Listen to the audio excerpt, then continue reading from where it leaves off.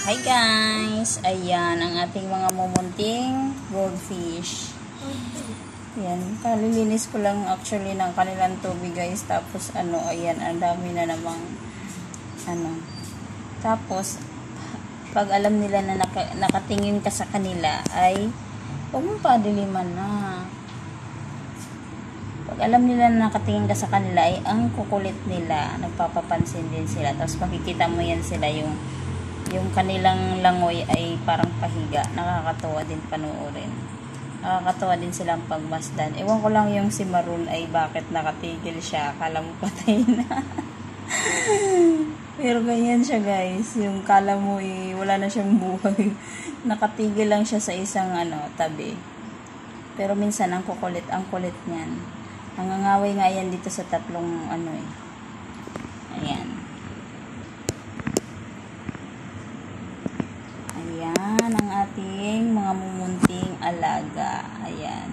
So, isang buwan pa lang to sa amin guys. Malalaki na sila. Actually, ang liliit nito Binili namin tong mga orange na to. Ang liliit po niyan. Singliit po ng katawan ni hindi kasali yung buntot niya.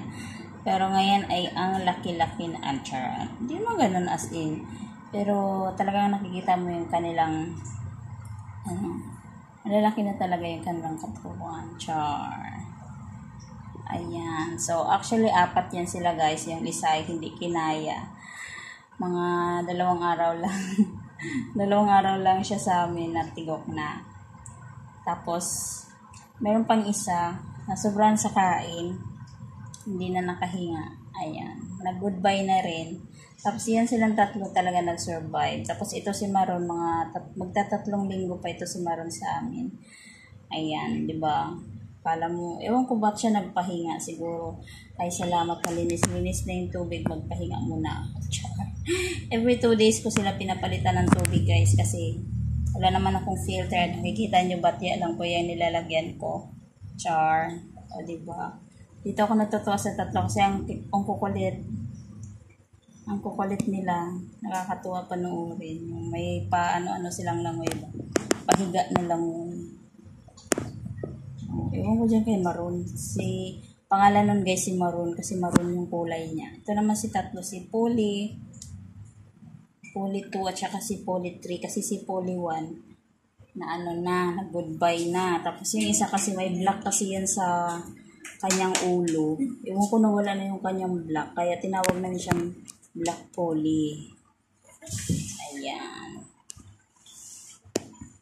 Ayan yung aking mga mumunting alaga. Ay, diba? Ang kukulit nila.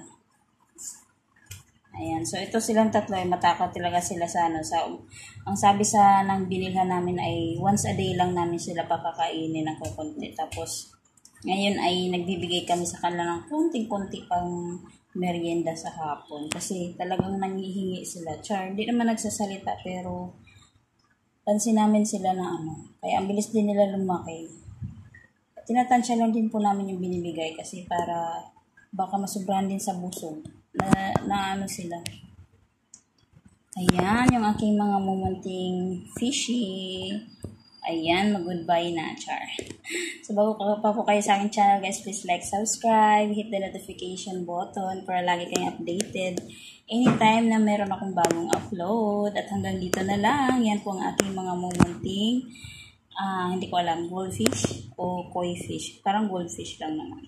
Ayan. So, bye everyone. Thank you for watching and enjoy. Oh, pag ganun sila guys, nakakatuwa. Char.